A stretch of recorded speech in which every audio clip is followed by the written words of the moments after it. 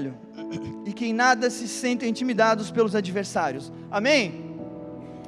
Aqui ele está falando em um só Espírito. Pode voltar no verso 27. Em uma só alma. E quando a gente vai falar de unidade, eu quero fazer essa introdução para você, com alguns exemplos práticos, que para a gente ter o que é, pastor? Nós estamos falando de unidade, não de unanimidade. Como assim? Como que a gente vai ter unidade sem ser unânimes? Porque nós... Calma aí que o iPhone ficou vivo aqui. Glória a Deus.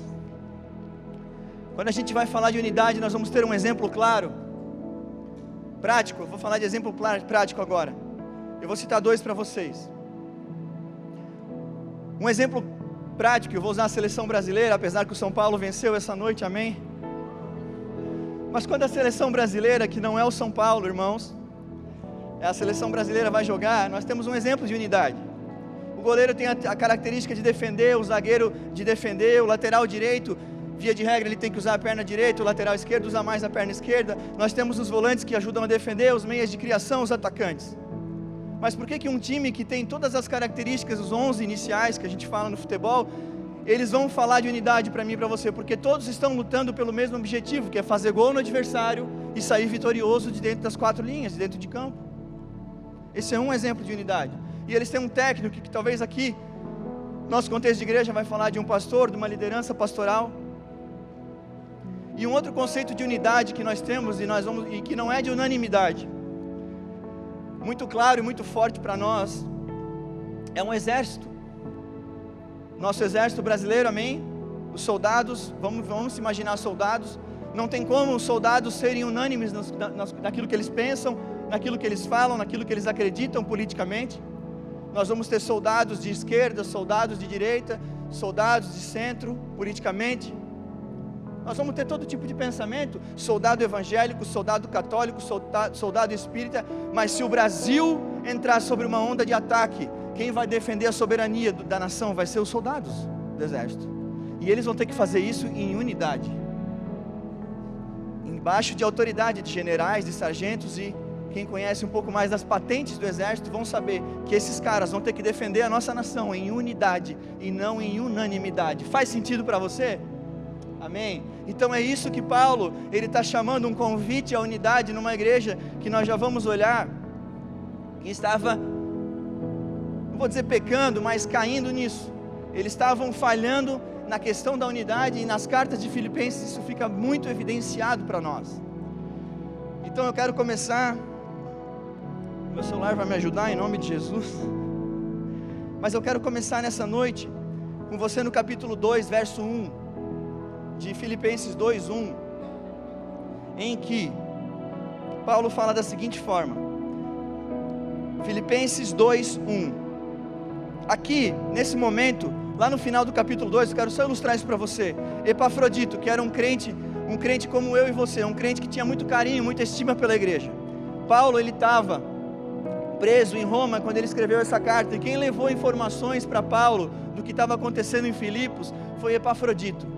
Epafrodito foi de Filipos a Roma, e nós temos hoje a ferramenta do Google Maps. Eu fui ver quanto tempo que esse cara andou, quantos quilômetros ele percorreu, e se você colocar no Google Maps, Filipos a Roma, são 1.312 quilômetros, mais ou menos daqui de Joinville ao Espírito Santo, ao estado do Espírito Santo no Brasil, em 62 depois de Cristo. Tamanha era a preocupação de Epafrodito com o que estava acontecendo em Filipos. É nessa reflexão que nós vamos fazer nessa noite, de um cara que se importou com a igreja, se importou com o que estava acontecendo de bom e se importou com o que estava acontecendo de errado na igreja. Epafrodito viaja, a palavra vai falar lá no final do capítulo 2, que Epafrodito ficou doente, ele quase perdeu a sua vida por causa dessa viagem. E essa carta de Filipenses, que está aí no meio da nossa Bíblia, que tem 4 capítulos, ela é tão importante que um crente quase deu a sua vida para que ela pudesse sequer existir. Porque as informações que Epafrodito leva, elas vão nortear o que Paulo escreve aos Filipos. Amém? Capítulo 2, verso 1, diz assim para nós: portanto, se existe alguma exortação em Cristo, e aqui é Paulo dizendo, eu estou sabendo do que está acontecendo, porque Epafrodito já me contou. Se existe alguma exortação em Cristo, e exortação, eu quero falar para você essa palavra, que ela já foi por muito tempo distorcida. Exortação significa encorajamento.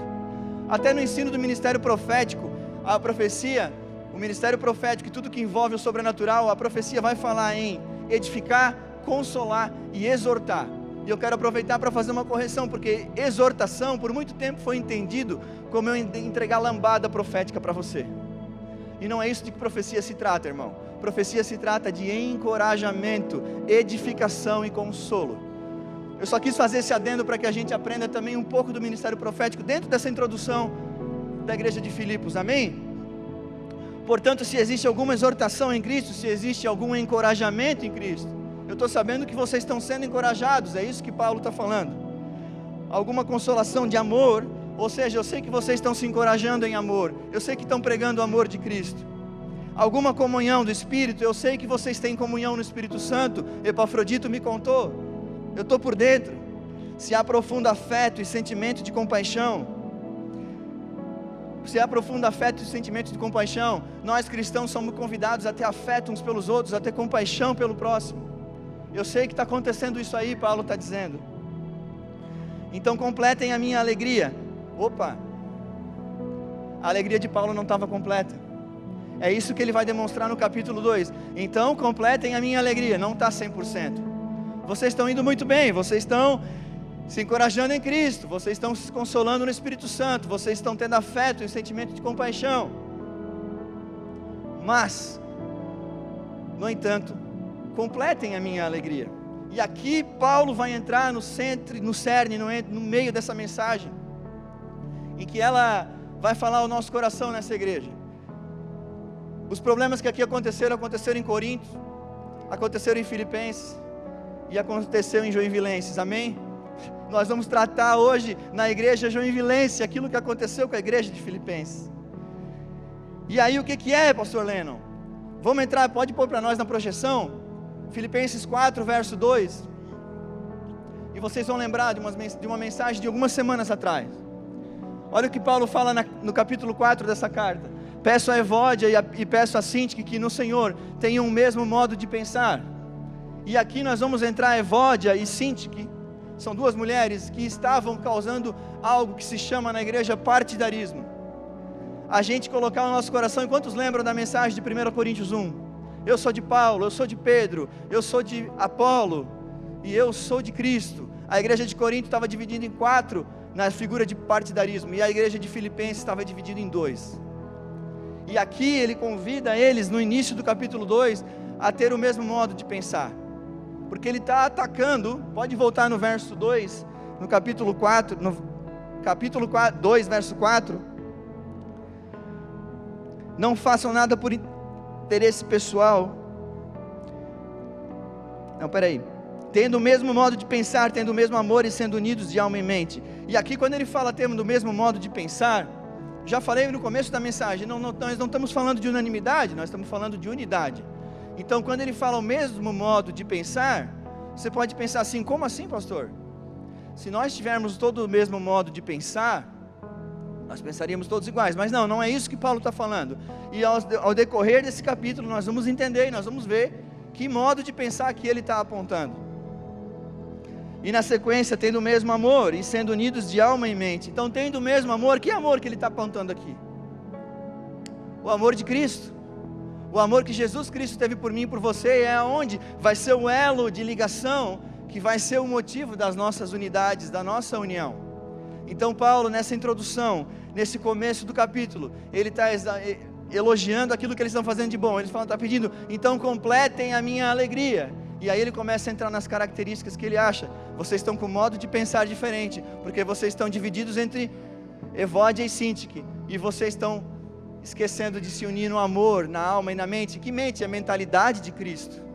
A mentalidade de Cristo vai ser o que vai trazer unidade para a igreja, amém? Na sequência, meus irmãos, do capítulo 2, verso 5,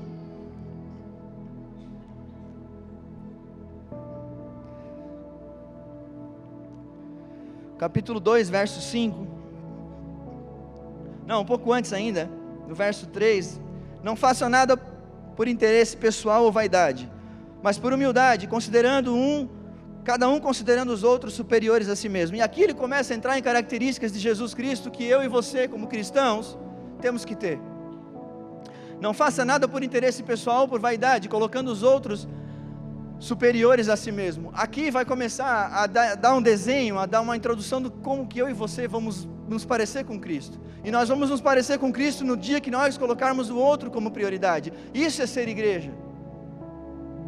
O cristão coloca o outro cristão superior a si, não por interesse pessoal ou por vaidade. E o que isso combina com quem, se não a Cristo? Isso vai combinar com aquilo que o Mestre fez por mim e por você. Ele se colocou em segundo para colocar eu e você em primeiro. Quando Ele entregou a sua vida por nós, Ele fez exatamente isso. Ele teve nós por superiores a Ele, meu irmão. E Ele deu o exemplo. E aqui Paulo está falando, vocês não estão pensando da mesma forma, porque vocês não estão pensando como Cristo, porque vocês não estão amando como Cristo, e vocês não estão se unindo na mentalidade de Cristo. Vocês estão se unindo em Evódia, em Sintique. E aí o modo de pensar, ele vai divergir. E aí quando ele vai mais profundo, que é assim, agora sim o verso 5, ele vai dar o exemplo no verso 5 em diante de Jesus Cristo, de forma completa, não de forma parcial. E agora eu te convido, esse é o segundo ponto da nossa mensagem, na epígrafe do capítulo 22, do capítulo 2, verso 5, diz assim: o exemplo de Cristo na humilhação.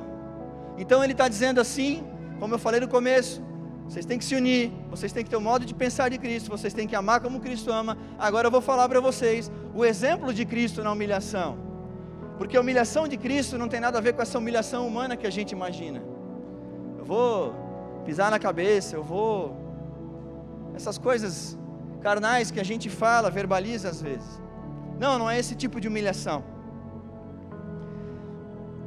Verso 5 diz assim: tenham entre vocês o mesmo modo de pensar de Cristo Jesus.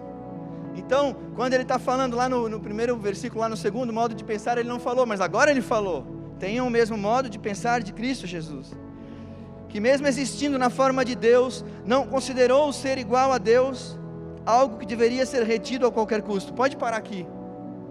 Que mesmo existindo, aqui fala, ele está dizendo que Cristo já pré-existia. A palavra fala que ele no princípio era o verbo, e o verbo se fez carne. Ele pré-existia como Deus nas regiões celestiais, ao lado do Pai, mas não considerou ser igual a Deus algo que deveria ser retido a qualquer custo. Ele não considerou, já que eu sou um Deus, eu vou me reter. Não, Pai, se o teu plano é esse, eu vou cumpri-lo, eu vou executá-lo.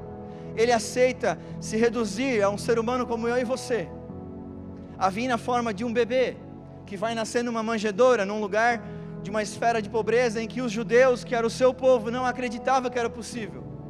O judeu esperava ele em carruagens de ouro, com honras e pompas, mas ele vem dessa forma improvável, mas foi a forma que o Pai convidou ele a cumprir o plano.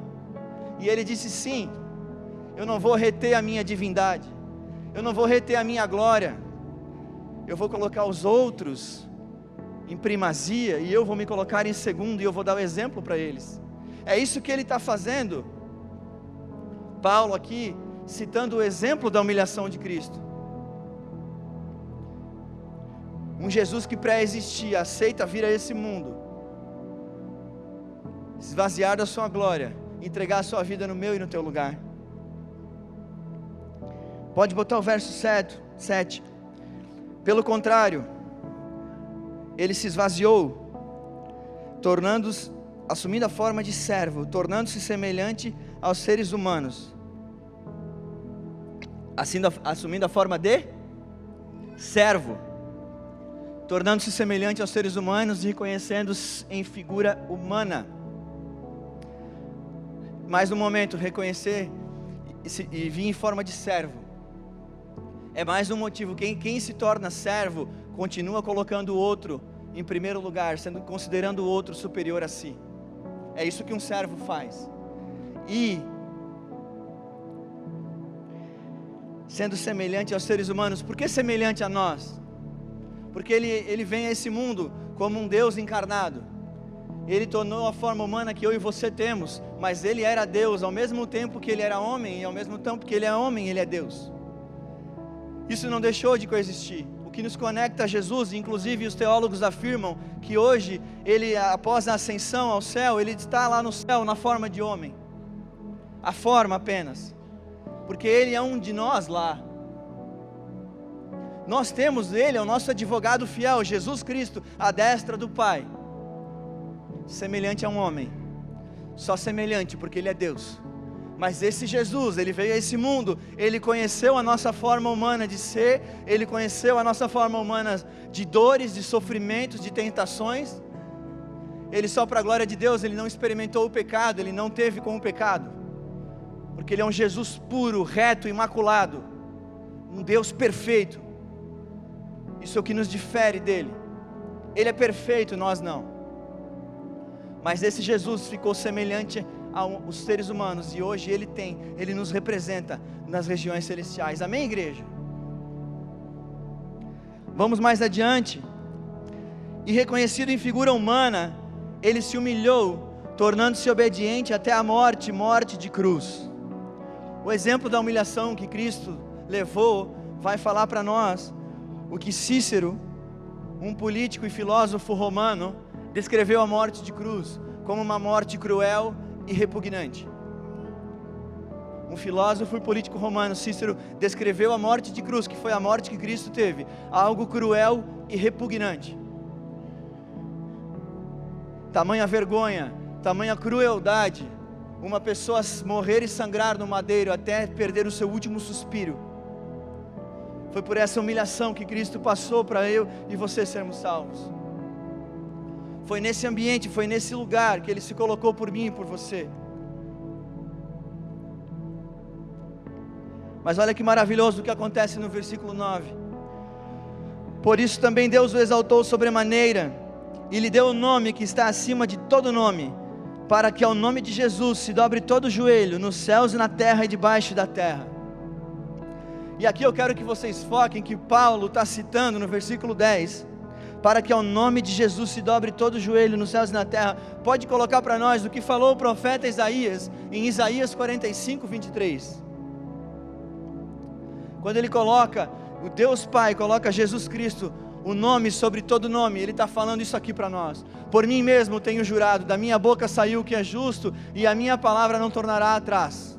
Diante de mim se dobrará todo o joelho e jurará toda a língua.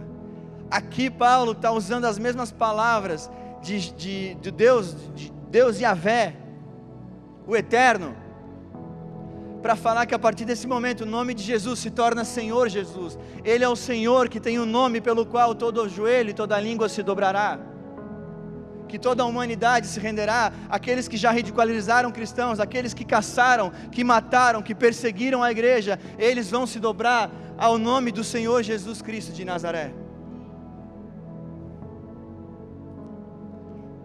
As Escrituras apontam para que o nosso Senhor Jesus é um Senhor que todo nome, toda língua se dobrará. Toda autoridade que você imaginar estabelecida, toda autoridade que hoje você pode ver ridicularizando a fé cristã, as Escrituras afirmam que elas vão se dobrar e as suas línguas confessarão que Ele é Senhor.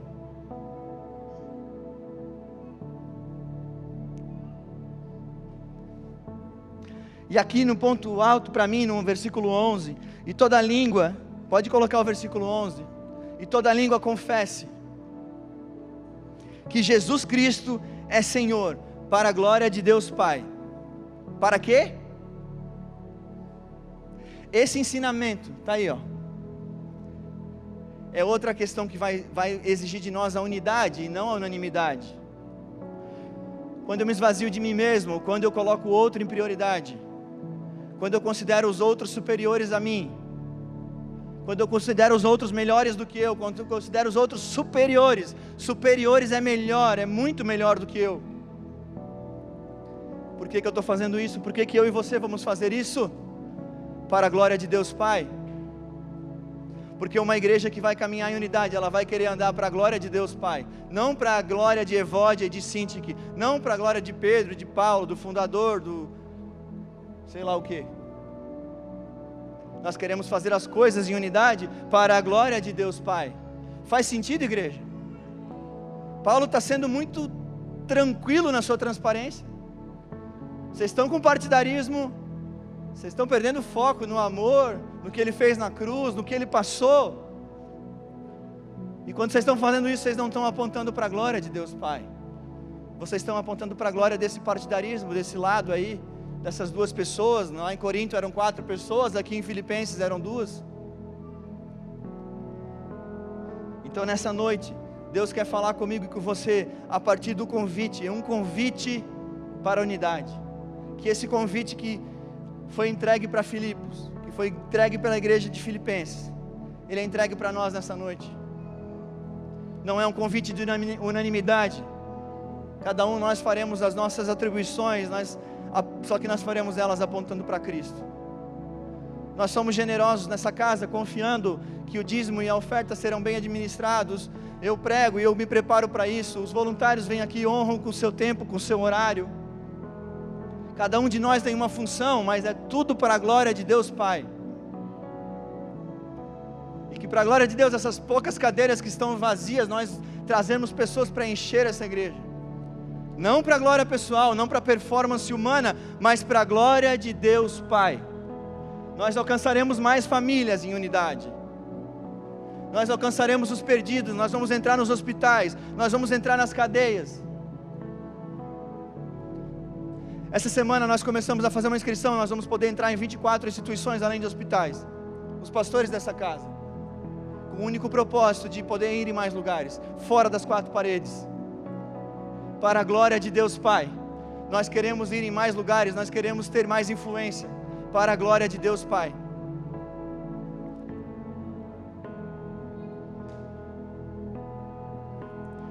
Vamos continuar,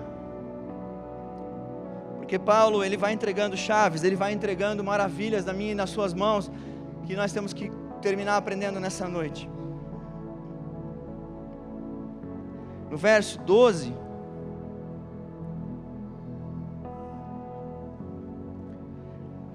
a epígrafe do verso 12 do capítulo 2 vai dizer assim: o desenvolvimento da salvação. E aqui nós vamos entrar no terceiro ponto dessa mensagem. O primeiro ponto foi o convite à unidade. O segundo ponto foi o exemplo da humilhação de Cristo como uma chave, uma ferramenta para mim e para você. O exemplo de Cristo em que coloca o outro superior a si é o segundo ponto. E nós vamos entrar no terceiro ponto, que é o desenvolvimento da salvação. Epígrafe do capítulo 2, verso 12. Assim, meus amados, como vocês sempre obedeceram,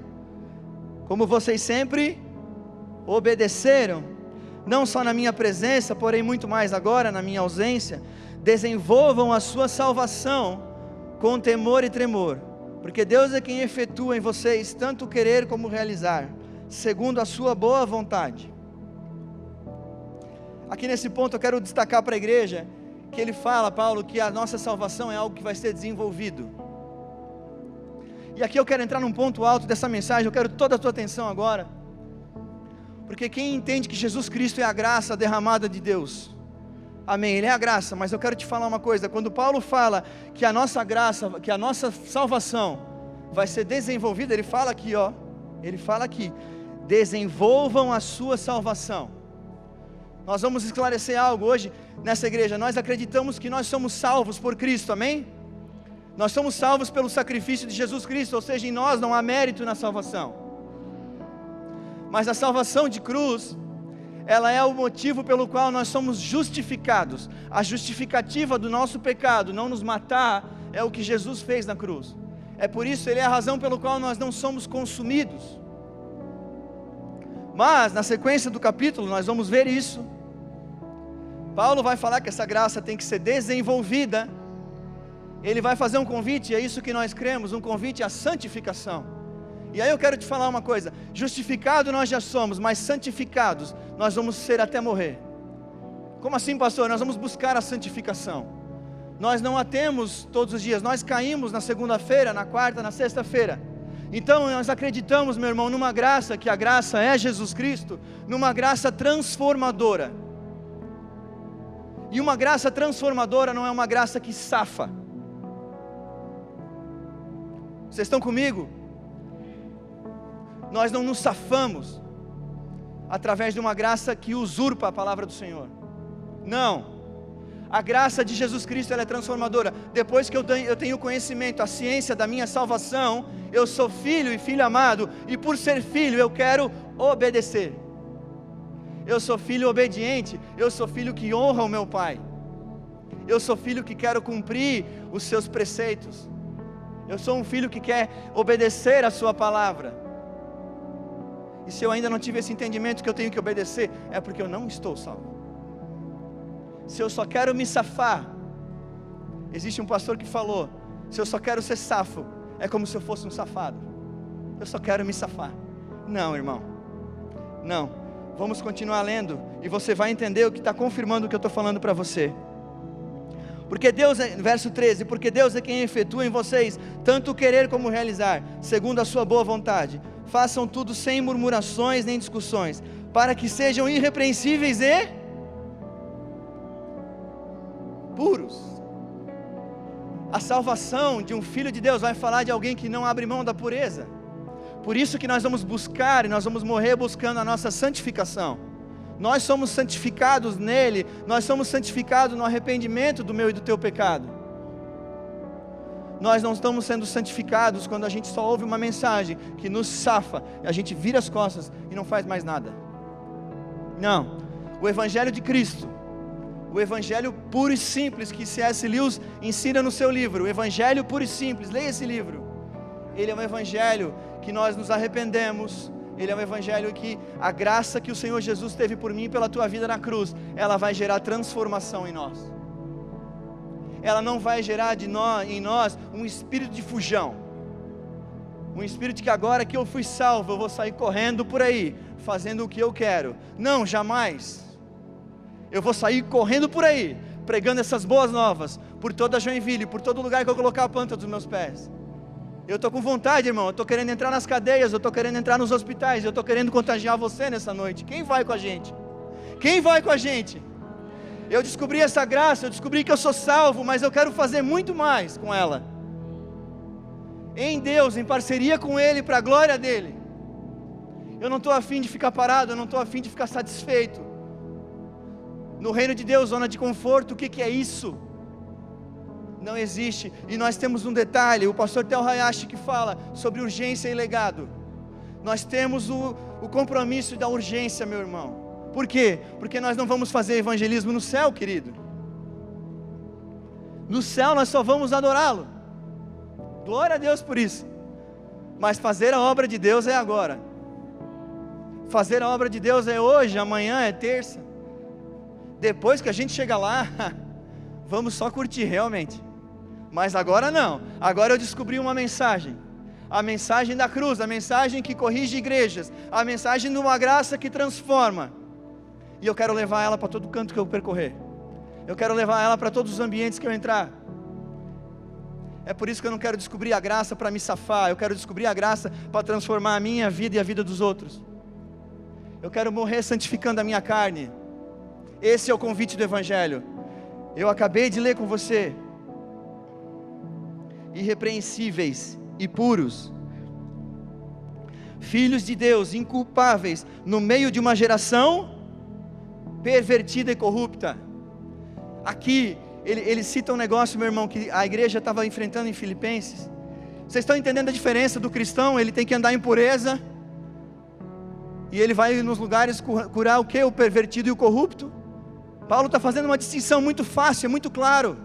Ou você é isso, ou você é aquilo. Ou você é puro, ou você é pervertido e corrupto. Na igreja de Filipos tinham 4 tipos de perseguições diferentes. 4 tipos de adversários do Evangelho. E é isso que ele está tratando aqui.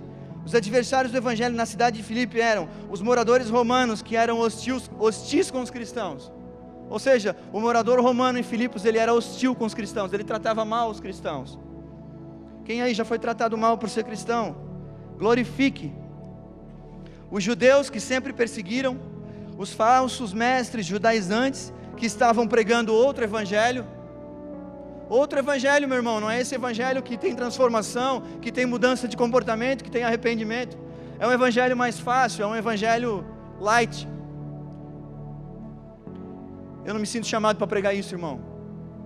Há muito tempo atrás, Deus me convidou para fazer ministério. Na época, um profeta foi usado por Deus, e eu disse assim: pastor, a minha vida está toda errada, como é que tu fala um negócio desse? Ele falou assim para mim: meu filho, fica tranquilo, hoje Deus te falou o que? Ele não te disse quando. A minha vida passou por todo um processo de purificação, pelo qual eu fui levado a transformar ela. Deus não se adaptou ao meu caminho pervertido, não, Deus não se adaptou. A palavra dele não se moldou às minhas vontades, eu que tive que me moldar a ela. E eu fui chamado para falar um evangelho verdadeiro, meu irmão. Se fosse para ser light, se fosse para ser falcatrua, eu não tinha entrado. Amém? E alguns que se consideravam cristãos, mas viviam uma vida de libertinos. Esses eram os 4 inimigos da igreja de Filipos. Consideravam-se cristãos, mas viviam uma vida de libertinos. Paulo está fazendo uma diferenciação muito forte e muito fácil da gente entender. Olha o que ele continua no verso 15, capítulo 2, verso 15 de Filipenses: para que sejam irrepreensíveis e puros, filhos de Deus inculpáveis, no meio de uma geração pervertida e corrupta, na qual vocês brilham como luzeiros no mundo, preservando a palavra da vida. Assim, no dia de Cristo, poderei me gloriar de que não corri em vão, nem me esforcei inutilmente. Ele não queria se esforçar e correr atrás de forma inútil, porque ele queria que a igreja chegasse no mesmo céu que ele estava indo. Na pregação da semana passada, o pastor Judex foi muito claro: Paulo estava feliz até se ele morresse dentro de uma cadeia. Ele estava dizendo assim na semana passada para nós, para os filipenses: se eu morrer aqui, beleza, eu já sei para onde eu vou para o céu, eu vou estar com ele. Em questão de segundos eu sei onde eu estarei, eu estou tranquilo com a minha morte. Mas ele fala na sequência, vocês lembram disso? Eu quero continuar fazendo o reino com vocês, eu quero continuar crescendo em conhecimento e ajudando essa igreja. Eu ainda quero fazer a obra, irmãos. Tipo assim, ele tranquiliza: se eu morrer eu vou para o céu, e se eu ficar eu estou com vocês. É isso que Paulo fala para os filipenses. Mas eu noto um desejo nele em querer continuar fazendo a obra, amém? No dia de Cristo poderei me gloriar de que não corri em vão, nem me esforcei inutilmente. Entretanto, mesmo que eu seja oferecido como libação sobre o sacrifício e serviço da fé que vocês têm, fico contente e me alegro com todos vocês. Assim também vocês, pela mesma razão, fiquem contentes e se alegrem comigo. Ele está pedindo para a igreja se alegrar com ele. É por isso que esse convite: alegrem-se, da nossa série de mensagens. Alegrem-se, irmãos, nós somos convidados para fazer a obra de Deus em alegria. Paulo estava alegre: se eu for morrer, se eu for para a cruz, como o mestre foi, eu vou para o céu com ele. Mas se eu ficar aqui, eu vou ajudar vocês, eu vou continuar fazendo essa obra. Alegrem-se comigo, é isso que Paulo está falando. E nessa noite esse convite é para a nossa igreja, é para a igreja AME, de Joinville, Santa Catarina, Brasil. Deus não colocou nós nessa nação, Deus colocou nós nessa cidade, não é para brincar de fazer igreja. Nós não estamos brincando de fazer as coisas sérias que é o reino de Deus. Vocês podem perceber que todas as mensagens nós estamos apontando para o céu. O nosso passaporte principal é o céu, e é para lá que nós vamos voltar. O que nós estamos fazendo como igreja é levar o máximo de pessoas junto com nós, amém? Nessa noite eu quero que você coloque-se de pé.